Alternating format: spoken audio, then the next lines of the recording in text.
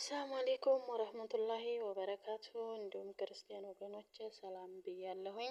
በያላችሁበት ሰላማችሁ ብዝዝት ይበልልኝ። ውድ ሀገሬ ልጆች እንዲሁም የቻናሌ ተከታታዮች ላይክ፣ ሼር፣ ሰብስክራይብ እያደረጋችሁ አበረታቱ። የምታበረታቱኝ ወንድሞችም ከልብ አመሰግናለሁ። ኑሩልኝ።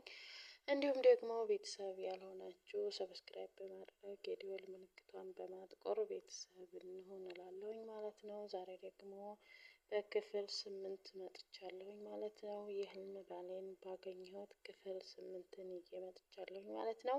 እናንተ ደግሞ ላይክ፣ ሼር፣ ሰብስክራይብ እያደረጋችሁ አበረታቱኝ ማለት ነው ውዶች። የህልም ባሌን ባገኘሁት ክፍል 8 በእውነተኛ ታሪክ ላይ የተደገፈ በ15 ቀን ውስጥ ላያገባ እንደሆነ ነገራት። ሀዩ እንዲህ አዝናና ተስፋ ቆርጣ አይቻት አላውቅም። እያለቀሰች መሄድ አለብኝ አለች። እኔና ነቢ አይናችን ፈጠጠ። ንግግሯ ድንገታዊ ሆነ፣ አስደንግጦናል። የታለች ነቢ ፈጥና እስካሁን አባቴ ለኔ ብዙ ዋጋ ከፍሏል። ከዚህ በኋላ እነዚህ ሁኜ ደስታውን አላጨናግፍም። ደስተኛ ህይወት መኖር ይገባዋል። አክስቴ ጋር ሄጄ ለመኖር ወስኛለሁ። እዛ ሰርቼ እኖራለሁ ብላ ውሳኔዋን አሳወቀችን። ሀዩም እንደ ኢክሩ ልትለየን ነው። በቃ መለያየት የህይወት አንደኛው መርህ ነው እንዴ? አልቅሽ አለኝ። ግን አልቅሼ ላስለቅሳት አልፈለኩም። አባቷም መሄዷን ቢሰማም ግን በአንድ ልጁ ጨርሶ መቁረጥ አልቻለም። ሁኔታዎችን አመቻቸላት። በየወሩ 3000 ብር እልክልሻለሁ። በግል ትምህርት ጀምሪ። እዚህ መቆየት ላንቺ ጥሩ አይደለም። ጓደኞችሽ ሲሄዱ ብቻሽን ስትቀሪ የሰው አፍ የበለጠ ያሳምምሻል። መሄድሽ ላንቺም ለውጥ ነው ሲላት ንግግሩ ብርታት ሆናት።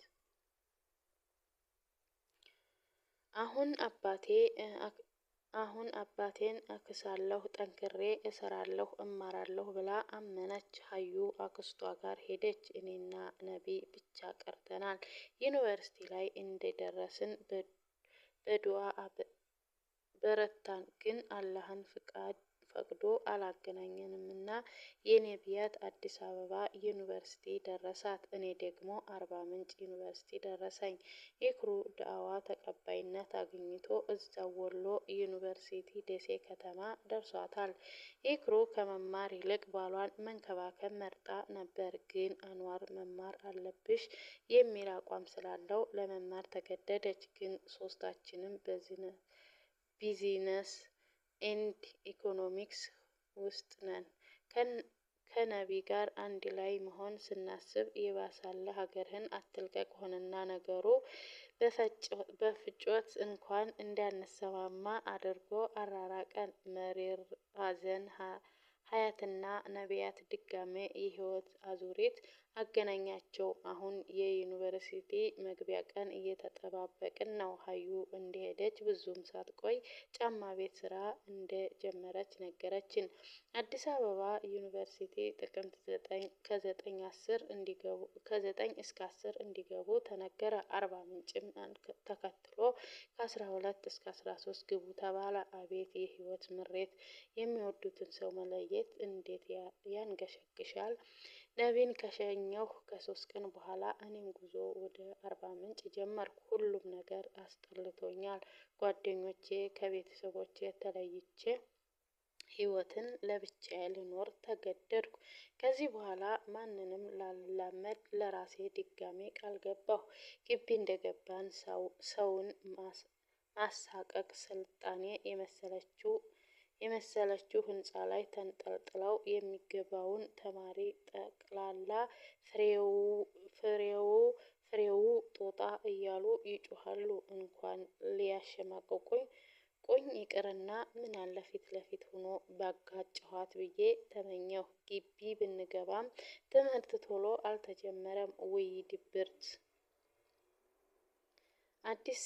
አዳዲስ ሰዎች፣ የተለያየ ብሔረሰቦች ስብስብ። ማንንም አያውቅም። ሰው ልላመድ እያለሁ ብቸኝነት መርጫለሁ። በቤተሰብ የጓደኞቼ ናፍቆት እረፍት ነስቶኛል።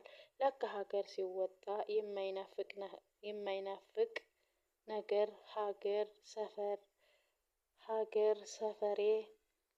ሀገሬ ሰፈሬ ሳይቀር ናፈቀኝ። ቤተሰብ ሲደውልልኝ እንባዬ ይቀድማል። በዚህ ምክንያት እንዳትባባ ብለው ብዙ መደወል ትተዋል። እና ሀዩ ጋር ሁሌ እንገናኛለን። ሁሌም ስንገናኝ ግን አለቅሳለሁ። ኢክሩ ከባሏ ጋር ደስተኛ ነች። ሀዩና ነቢ አንድ ላይ ናቸው። እኔ ግን ብቻዬን ነኝ። ይሄ ደግሞ ሆድ ያስብሰኛል። ኢሞ ሞትም አለኮ ደግሞ ተመልሶ ተገናኝተን የማንችልበት። እኛ እኮ በአካል እንጂ የተለያየ ነው። ልባችን ተሳስሯል። ደግሞ ሁሌ እንገናኛለን። አላህን አመስግኚ ሀቢብቲ ደግመሽ እንዳታለቅሺ አለችኝ ኢክሩ። ይህን ስትለኝ የባሰም አለ ለካ ብዬ ጌታዬን አመሰገንኩ። ልቤም ተረጋጋ። አሁን እኔ አለሁ ብዬ ውስጤን አሳመንኩ። የዶርም ልጆች ጋር መነጋገር ጀመርኩ። የዶርም ልጆች ሁዳ፣ አይሻ፣ አስማረች፣ ነኢማና ዮዲት ይባላሉ። ሁዳና አይሻ የአዲስ አበባ ልጆች ናቸው። ሁዳ በጣም ቀብራራና ሰውን የምትንቅ እኔ ብቻ የከተማ ልጅ የምትል ጉረኛ ቢጤ ነች። አስማረች የባህር ዳር ልጅ ነች። ድንጉጥ ነች። በጣም በትንሽ ትልቁ ትሸማቀቃለች። ይህን ባህሪዋን ያየችው ሁዳ ታዲያ መጫወቻ አድርጋታለች። ትቀልድባታለች። አንዴ ባለባበሷ አንዴ ባነጋገሯ እየተከታተለች ታሸማቅቃታለች። ሁዳ ጂልባቢስት ነች፣ ግን ብዙ የሚያስተቹ ነገሮች ስትሰራ አያታለሁ። የሙስሊም አደብ የላትም። ለታይታ ብቻ የምታስመስል ልጅ ነች። እኔ ደግሞ ኩራተኛና ውሸታም ሰውን በጣም እጠላለሁ። እኔ ጋር አይጥና ድመት ሆን። ከሷ በተቃራኒ ደግሞ አይሻ በጣም ትሁት፣ ሰው አክባሪና ተናናሽ ነች። አይሻም ጂልባቢስት ነች፣ ግን እሷ እንደ ሁዳ አይደለችም። መልካም ስነ ምግባር ባለቤት ነች። ነኢማ ደግሞ የደሴ ልጅ ነች። ቶሎ ሰው መላመድ አትችልም ወይም ደግሞ አትፈልግም ይሆናል። ብቻ ብዙ ጊዜ ዝምታን ትመርጣለች። የወዲት የሽሬ ልጅ ነች። ተጫዋችና ተግባቢ ነች። አሁን ትምህርት ጀምረናል።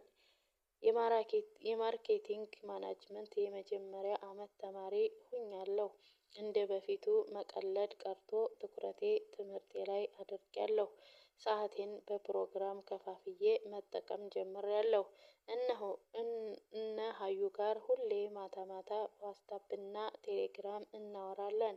እኛው ለኛው ብለን የከፈትነው ኢስላማዊ ግሩፕ አለ።